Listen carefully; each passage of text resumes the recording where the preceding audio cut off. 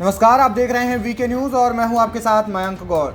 तो लोकसभा चुनाव से पहले जो टूटता हुआ इंडी गठबंधन था वो अब धीरे धीरे करके जुड़ता हुआ नजर आ रहा है, लेकिन इस जुड़ने की प्रक्रिया में सबसे ज्यादा जो झुक रही है जो पार्टी है वो है कांग्रेस, क्योंकि यूपी में भी झुकी, उसके बाद यूपी में जब झुक गई तो उसके बाद अखिलेश यादव ने मध्य प्रदेश में भी अपना दाव चल दिया, वहां पर भी सीटों की मांग कर दी। इसके अलावा आम आदमी पार्टी के सामने भी कांग्रेस झुकती हुई नजर आई। हालांकि इन दोनों के जो अलायंस की बात की जाए तो यहां पर थोड़ा सा आम आदमी पार्टी पर कांग्रेस थोड़ी सी हावी नजर आई, लेकिन बंगाल की जब बात करते हैं हम तो बंगाल में ममता बनर्जी अभी भी एकला चलो की राह पकड़ती हुई नजर आ रही है। कुल मिलाकर के सीट शेयरिंग का जो फॉर्मूला है वो लगभग तय होता जा रहा है और इसी सीट शेयरिंग के फॉर्मूले पर एनडीए गठबंधन बनाम इंडी गठबंधन की हम बातचीत आज करेंगे और हमारे साथ हमारी सहयोगी कनुप्रिया सत्तन मौजूद है। मैम, जिस तरीके से देखा जा रहा है कि अब पहले से टूटने की बातचीत चल रही थी, उसके बाद धीरे धीरे करके ये जुड़ता हुआ नजर आ रहा है, क्या कुछ कहना चाहेंगे आप? इंडिया अलायंस जिस तरह से चुनाव आने के पहले लग रहा था कि शायद इनका अस्तित्व ही समाप्त हो जाएगा, लेकिन कांग्रेस ने एक पहल की है। कांग्रेस कई जगह कांग्रेस ने नरमी दिखाई है। जैसे अगर हम बात करें उत्तर प्रदेश की तो केवल 17 सीटों पर उसने सहमति जताई है। ये बड़ी बात है, देश की सबसे बड़ी पार्टी रही है कांग्रेस और आज उसकी स्थिति ये है कि इन लोकसभा चुनावों में भारतीय जनता पार्टी को ये इन प्रकार हराने की जो उसकी जिद है उसके लिए वो झुकने को तैयार है और उसे ये पता है कि वो अकेली ये कर नहीं सकती, इसलिए वो झुक रही है, मान रही है। और जहां उसे लग रहा है कि वो जैसे अगर हम बात करें गुजरात की अहमदनगर सीट की, वहां पर राहुल गांधी ने बीच में इंटरफेयर किया और उस सीट के लिए आम आदमी पार्टी और कांग्रेस में लंबी बातचीत चली, लेकिन आखिरकार वो सीट भी अब कांग्रेस के कब्जे में आ गई है। तो कुछ इस तरीके से मिलकर लड़ना और जीतने के जो लक्ष्य बनाया है, यूं कहें कि मोदी बनाम इंडिया अलायंस का ये जो लक्ष्य है, इसे जीतने के लिए कांग्रेस ने इस रेस में अब आगे निकलने की कोशिश की है बाकी दलों के मुकाबले।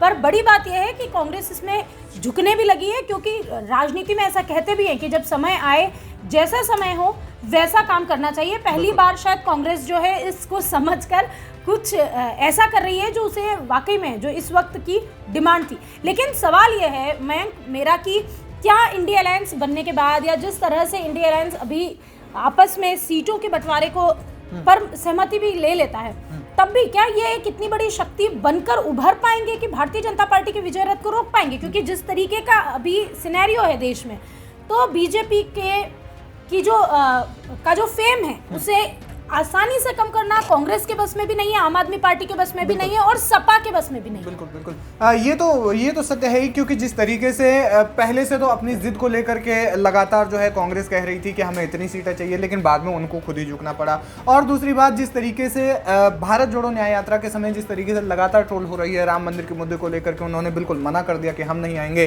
तो कहीं ना कहीं जो वोटर्स को साधने का जो मौका था वो कांग्रेस कहीं ना कहीं हिंदू वोटर्स को तो दुखी कर ही चुकी है कांग्रेस। बिल्कुल। और जाहिर सी बात है कि आप मेजॉरिटी के हिसाब से ही किसी भी चुनाव में जीतते हैं, और अगर आपके पास में मेजॉरिटी वोट बैंक अगर आपका नाराज है तो वो चुनाव आपके लिए साधना लगभग मुश्किल हो जाता है। लेकिन सबसे पहले आपको आंकड़े बता देते हैं कि अब किन किन राज्यों में किन किन सीटों पर कांग्रेस और दूसरे जो गठबंधन दल हैं उनके बीच में जो एक तरीके से अलायंस हुआ है। आपको बता दें कि दिल्ली में आम आदमी पार्टी जो है वो 4 सीटों पर लड़ेगी। इसमें से पश्चिमी दिल्ली हो गई, दक्षिणी दिल्ली हो गई और इसके अलावा पूर्वी दिल्ली और साथ ही साथ नई दिल्ली में आम आदमी पार्टी लड़ेगी। और कांग्रेस जो है वो नॉर्थ ईस्ट में, नॉर्थ वेस्ट में और चांदनी चौक की सीट पर कांग्रेस लड़ेगी। इसके अलावा चंडीगढ़ और गोवा में कांग्रेस ही लड़ेगी। आम आदमी पार्टी दोनों जगह से अपने कैंडिडेट्स को वापस लेगी। हरियाणा की अगर बात करें तो यहां पर 9 सीटों पर कांग्रेस लड़ेगी और 1 सीट जो है आम आदमी पार्टी को दी गई है। गुजरात की बात करें, क्योंकि गुजरात में सबसे ज्यादा सीटों की चर्चा चल रही थी, यहां पर आम आदमी पार्टी ने 8 सीटों पर अपनी दावेदारी ठोक दी थी, लेकिन अब 2 सीटों में संतुष्ट रहना पड़ा है। गुजरात की 26 लोकसभा सीटों में से 24 लोकसभा सीटों पर कांग्रेस चुनाव लड़ रही है, वहीं 2 लोकसभा सीटों पर अब आम आदमी पार्टी लड़ेगी। उत्तर प्रदेश में तो पहले ही मामला सेट हो चुका है कि 63 सीटों पर समाजवादी पार्टी लड़ेगी और 17 सीटों पर कांग्रेस लड़ेगी। मध्य प्रदेश में भी इसको लेकर के भी अब खासी चर्चा रही कि 27 सीटों पर कांग्रेस लड़ेगी और 1 सीट पर जो है वो समाजवादी पार्टी लड़ेगी। 28 सीटों पर कांग्रेस लड़ेगी और 1 सीट पर समाजवादी पार्टी होगी और आम आदमी पार्टी यहाँ से कोई भी उम्मीदवार नहीं उतारने जा रही। तो और कुल मिलाकर के पश्चिम बंगाल की जो बात चल रही थी, तो पश्चिम पश्चिम बंगाल में कांग्रेस ये बार बार कह रही थी कि हम जो है फिर से अभी भी गठबंधन की जो वो बातें हैं ये वो भी टूटी नहीं जयराम है। रमेश ने तो ये भी कहा था ना कि ममता भले ही कुछ भी कह ले लेकिन उनके दिल में तो कांग्रेस ही है, उनके मूल में कांग्रेस है। हालांकि टीएमसी की तरफ से इस बात पर इनकार कर दिया गया, उनका कहना है कि हमारी तरफ से कोई गठबंधन बिल्कुल। नहीं किया तो कुल मिलाकर के बंगाल की 42 सीटों पर टीएमसी जो है वो अकेली जो है वो दावा ठोक रही है, और ये मुझे लगता है कि कांग्रेस के लिए एक बहुत बड़ी हार और बहुत बड़ा सबक जो है आने वाले समय में हो सकता है। क्या कुछ कहना चाहती है मैम, क्योंकि जिस तरीके से लगातार बंगाल में बिल्कुल एकला चलो की राह पकड़ लिया, पंजाब में भी गठबंधन तो नहीं हो रहा है, इससे क्या मतलब क्या कांग्रेस में एक तरीके से प्रेशर पॉलिटिक्स का शिकार हो रही है कांग्रेस? बिल्कुल कह सकते हैं कि कांग्रेस, क्योंकि कांग्रेस की जो स्थिति है इस समय देश में वो बहुत अच्छी नहीं है। कुछ ही राज्यों की अगर हम बात करें जहां कांग्रेस अभी सत्ता में भी है, टीएमसी का गढ़ है पश्चिम बंगाल, और वो ये जानती है कि कांग्रेस को ज़्यादा सीटें देने से उसे नुकसान होगा। क्योंकि पिछली बार की अगर हम बात करें तो पिछली बार 42 में से सिर्फ 2 सीटें भारतीय जनता पार्टी के पास थी, बाकी सारी टीएमसी के पास थी, कांग्रेस के पास तो एक भी सीट नहीं थी। उस हिसाब से ममता बनर्जी ने जिस तरह से 2 सीटों का ऑफर दिया था वो गलत नहीं था कि आप 2 सीटों पर लड़िए चुनाव, क्योंकि वहां से टीएमसी हारी हुई है। तो जीती हुई सीटें कांग्रेस को देकर वहां पर क्यों चाहेगी कि वो अपना भी दाव हार जाए। और जैसे अगर हम यूपी की बात करें और जिस तरह से गठबंधन, भारतीय जनता पार्टी को इससे थोड़ी टेंशन तो होने लगी होगी ना, क्योंकि उन सीटों की अगर हम बात करें जहां पहले सपा के वोट कांग्रेस काट रही थी या कांग्रेस के वोट सपा काट रही थी, अब वो वोट नहीं कटेंगे और वो सीधी सीधी लड़ाई होगी 2 पार्टियों के बीच में, भारतीय जनता पार्टी बनाम सपा या कांग्रेस। तो कुल मिला के इंडिया अलायंस के बीच में और जब बीजेपी के बीच में ये लड़ाई होगी तो ये लड़ाई इसके लिए ये देखने लायक होगी। लेकिन टीएमसी में भी ममता बनर्जी यही चाहती है, वो नहीं चाहती थी कि वो उन सीटों पर कांग्रेस को जगह दे जहां पर वो ऑलरेडी जीती हुई है।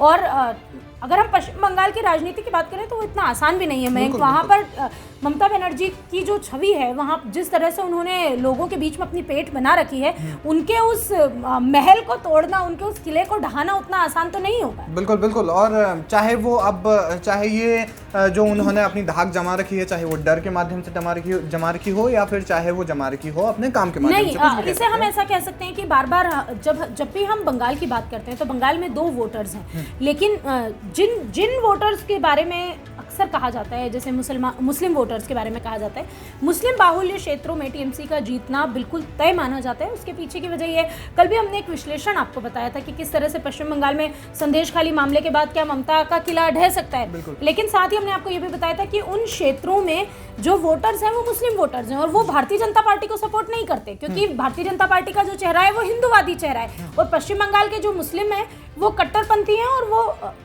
ममता बनर्जी की पार्टी को ही सपोर्ट करते हैं। तो ऐसे में ममता बनर्जी को इतनी आसानी से वहां पर से नहीं हराया जा सकता जब तक कि कुछ और मुद्दे ना घुस जाए चुनाव में। बिल्कुल। तो कुल मिलाकर के कुछ राज्यों में गठबंधन की बातचीत जो है तय हो चुकी है, गठबंधन के साथ में चुनाव लड़ा जाएगा। वहीं कुछ राज्यों में एकला चलो की राह पकड़ी जाएगी, फिर चाहे वो राज्य पंजाब हो, वो राज्य चाहे फिर हो बंगाल।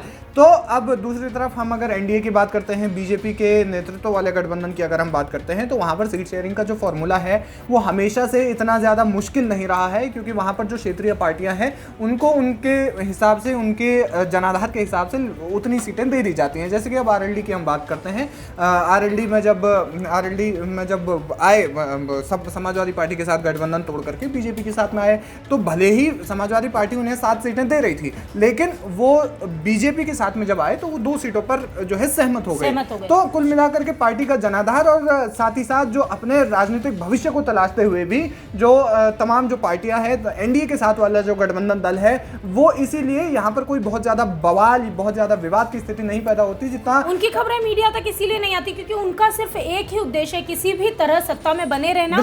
और उनकी जो लड़ाई है वो लड़ाई अपने विपक्षियों से है। लेकिन इंडिया अलायंस में अभी तक क्या हो रहा था कि लड़ाई आपस में ज्यादा तेज हो रही थी, इसलिए ये खबरें जो है मीडिया तक आती है, सुर्खियां बनती है और साथ ही साथ कहीं ना कहीं ये इनको भी नुकसान पहुंचाती है, क्योंकि कई बड़े नेताओं ने इस दौरान जो है इंडिया अलायंस का साथ छोड़ दिया। नीतीश कुमार की अगर हम बात करें तो उन्होंने पलटी मारी एक बार फिर से। इसके अलावा कई बड़े नेता जो हैं वो ना सिर्फ पार्टी छोड़कर गए, इस इंडिया अलायंस की वजह से कांग्रेस को और भी कई बड़े नुकसान भी हुए हैं, क्योंकि लोगों ने इस अलायंस की वजह से कांग्रेस का साथ भी छोड़ा है। बिल्कुल, शायद अगर कांग्रेस अकेले लड़ती तो शायद पिछले 2019 के मुकाबले कुछ बेहतर सीटें जीतने में कामयाब हो सकती थी, लेकिन अभी देखना ये होगा कि कहां पर जो है अब इंडिया अलायंस जो है आने वाले चुनाव में किस जगह पर स्टैंड करता है, कहां पर जाकर के कितनी सीटें जीत पाता है। और देखने वाली बात होगी कि कितनी टक्कर जो है वो अब दोनों गठबंधन पार्टियों के बीच में, दोनों गठबंधनों के बीच में हो सकती है। बहरहाल जल्द ही लोकसभा चुनाव की तारीखें भी आने वाली है, ऐसे में अब दोनों ने कमर कस ली है।